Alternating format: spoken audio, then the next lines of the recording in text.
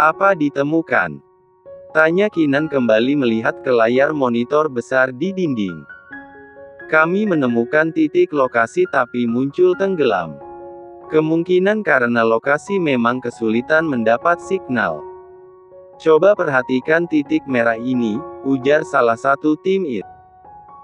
Dia mengutak-atik komputer di depannya sedangkan Kinan dan Jeff melihat melalui layar monitor. Muncul binar secerca harapan saat Kinan melihat titik merah di depannya. Itu di mana? Tanyanya tanpa menggeser netranya dari layar. Pun bibinya sedikit melengkung. Sebentar, Tuan. Kami akan merekam titik temu. Karena bisa jadi titik akan menghilang jika signal juga hilang. Kinan pun membiarkan tim menyelesaikan tugasnya. Lisa jangan menghilang lagi, desak Kinan lirih. Apa kita perlu menghubungi Nyonya Eliana, Tuan? Tanya Wira. Kinan menggeleng, dia masih belum mau menggeser netranya dari sana. Jangan. Kita harus pastikan dulu apa Lisa benar ada di sana. Seorang tim IT berdiri dan mendekat sembari menyerahkan kertas not pada Kinan. Ini alamat titik GPS nomor ponsel Nona Lisa, Tuan. Kinan mengambil alih kertas dan melihat nama desa yang tertera. Apa bisa pakai heli ke sana? Tanya Kinan. Saya barusan mencari lokasi pendaratan, namun nyatanya desa itu berada di pelosok, kita akan kesulitan nantinya. Jadi sejauh ini hanya bisa melalui jalan darat saja, Tuan, jawab tim IT setelah melakukan pengecekan. Jeff, kita ke sana sekarang. Bawa anak buah dengan satu mobil lagi untuk berjaga-jaga, titah Kinan. Baik, Tuan. Sahut Jeff. Mereka pun mulai mempersiapkan segala sesuatunya. Karena mereka harus melakukan perjalanan 5 jam lamanya untuk bisa sampai ke lokasi desa pelosok. Pak Hendro, apa masih lama? Tanya Kinan tidak sabaran. Pak Hendro melirik pada layar kecil di dekat kemudi menampilkan posisi dia dan titik tujuan di Maps. Kalau berdasarkan lokasi yang tadi diberikan, sekitar 15 menit lagi kita sampai. Kinan mengangguk dan kembali melihat ke jendela. Mereka sudah berada jauh dari ibu kota. Pemandangan pun sudah berbeda. Tidak ada gedung di sana. Yang ada hanyalah rumah-rumah sederhana dan persawahan. Bahkan mereka tidak jarang melewati jalan yang cukup rusak hingga tidak bisa melajukan kendaraan dengan cepat. Bagaimana kondisi Baby Kai saat melewati jalanan seperti ini menggunakan kendaraan umum? Gumam Kinan lirih kemudian dia menghela nafas panjang. Jeff dapat mendengar, namun dia tidak berani memberi komentar apapun. Dia juga berdoa semoga istri dari bosnya itu bisa cepat ditemukan. Setelah 15 menit berlalu, sampailah mereka di daerah tepi sawah. Pak Hendro yakin titik yang mereka beri ada di sini. Tanya Kinan melihat ke kiri, kanan juga depan belakang, sepi. Iya, Tuan. Pak Hendro menjawab setelah melihat ke layar Maps dan benar ada di sini. Saya akan hubungi tim IT sebentar. Jeff membuka ponselnya dan mulai menghubungi markas Henderson. Bagaimana apa titik terbaru bisa ditemukan? Tanya Jeff setelah panggilan diangkat. Sekarang menghilang, tapi saya akan kirim lokasi 5 menit lalu yang sempat muncul. Oke, ditunggu. Jeff mematikan panggilannya. Tidak berapa lama sebuah link Maps masuk ke ponselnya. Bagaimana, Jeff? Tanya Kinan. Jeff mengamati sejenak antara lokasinya dan titik Maps di ponselnya.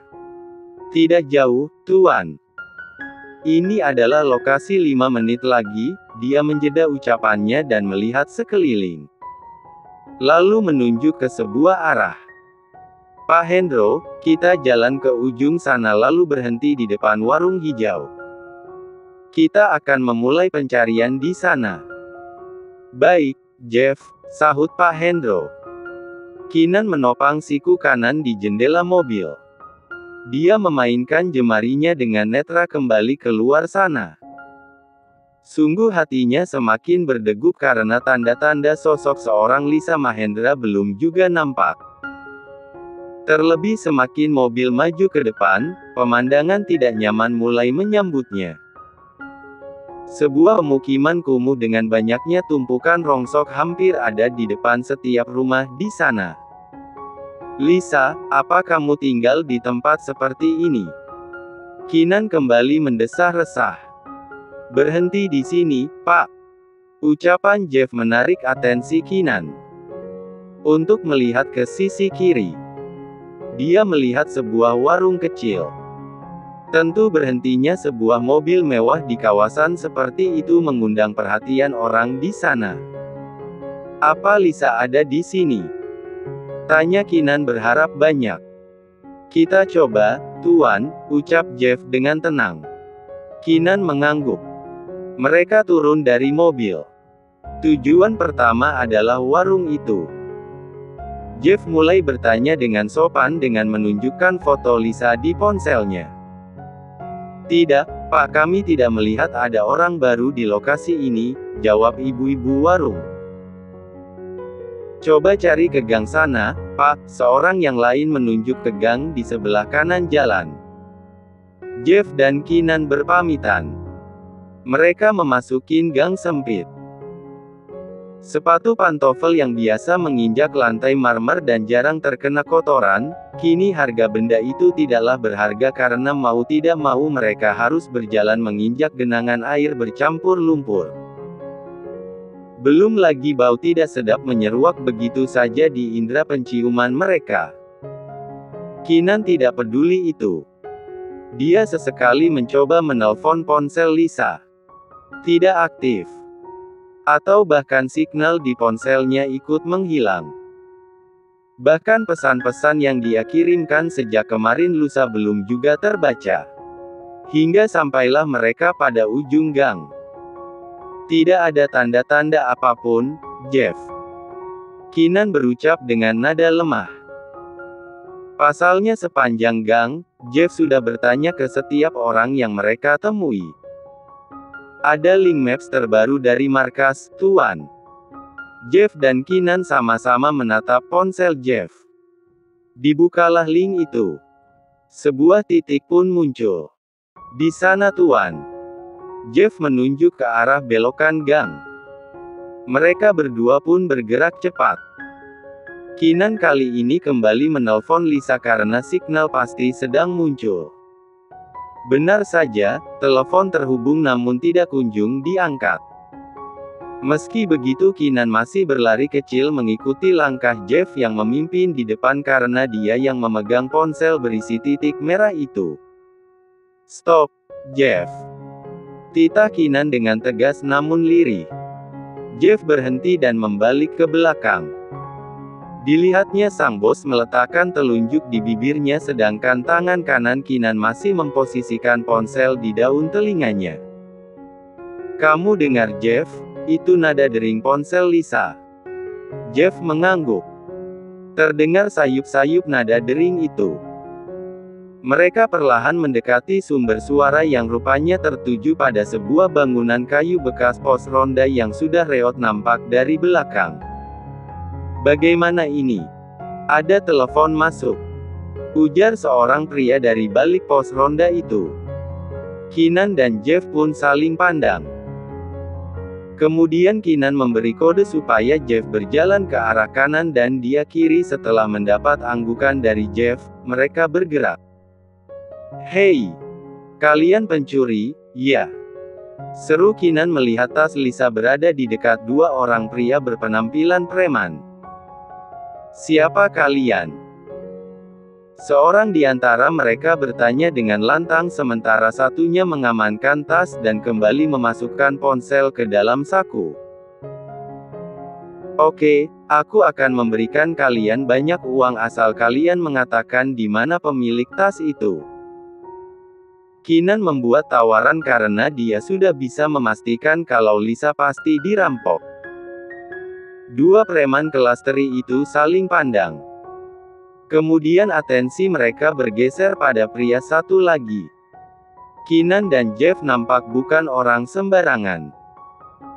Ya, wanita yang kemarin dia rampok di terminal juga sudah dipastikan bukan warga kampung dekat sini. Kalian jangan menipu kami, sergah seorang preman. Kinan sungguh tidak ingin basa-basi. Dia mengeluarkan dompetnya lalu mengambil 5 lembar uang 100 ribuan dan melempar ke arah dua preman itu. Sontak mata mereka langsung lapar melihat dan menyerbu ke 5 lembar uang berwarna merah di bawah kaki mereka. Aku akan berikan uang lebih kalau kalian bisa membawaku pada wanita yang kalian rampok itu, ucap Kinan meyakinkan. Mereka berdua akhirnya membuka suara. Sebenarnya kami merampok tas itu dari seorang wanita saat dia baru turun dari bis di terminal dekat desa sebelah. Bantu aku mencarinya, pinta Kinan. Dua preman itu akhirnya mengangguk setuju. Kemampuan teknologi pada kenyataannya tidak mampu sepenuhnya bisa menemukan seseorang terlebih di lokasi desa terpencil seperti ini. Hari sudah senja namun Kinan sama sekali belum berhenti mencari. Tuan, sebaiknya Tuan istirahat walau hanya 30 menit untuk makan. Jangan sampai kesehatan Tuan terganggu. Sudah berulang kali Jeff mengatakan itu namun Kinan sama sekali tidak mendengarkan perkataan Jeff. Tuan, Tuan. Salah seorang preman tadi berlari menghampiri. Ada apa? Tanya Kinan datar. Preman itu membungkuk dengan menopang tangannya di kedua lututnya serta nafas tersenggal-senggal karena baru saja dia berlari sekencang mungkin. Cek. Preman tapi baru berlari seperti itu sudah kehabisan nafas. Jeff berdecak lirih. Aku menemukan nona yang ada di foto, ucap preman itu dengan nafas tersenggal-senggal. Kinan begitu terkesiap mendengarnya. Sungguh, serunya. Sang preman mengangguk begitu yakin. Respon itu tentu membuat wajah lelah Kinan pudar seketika. Lisa, sebutnya dengan binar di matanya. Kita ke sana sekarang. Preman itu pun menjadi penunjuk jalan. Kinan dan Jeff mengikuti di belakang. Langkah mereka nampak tergesa-gesa hingga tidak mempedulikan banyak pasang mata yang memperhatikan. Terlebih para wanita, mereka seperti baru pernah melihat pria tampan seperti pangeran lewat di depannya. Jika kamu mau ambil salah satu saja, Jeff. Di saat seperti itu Kinan masih saja menggoda asistennya. Jeff tidak menanggapi, dia hanya melirik sekilas dan mendengus ringan. Sampailah mereka di depan sebuah rumah tua. Meski begitu kondisinya nampak rapi dan bau minyak telon bayi.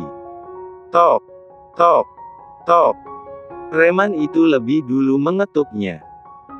Dia tadi diberitahu oleh tetangga jika wanita yang ada di foto tinggal di sini. Pintu pun terbuka. Namun bukan Lisa yang muncul di sana.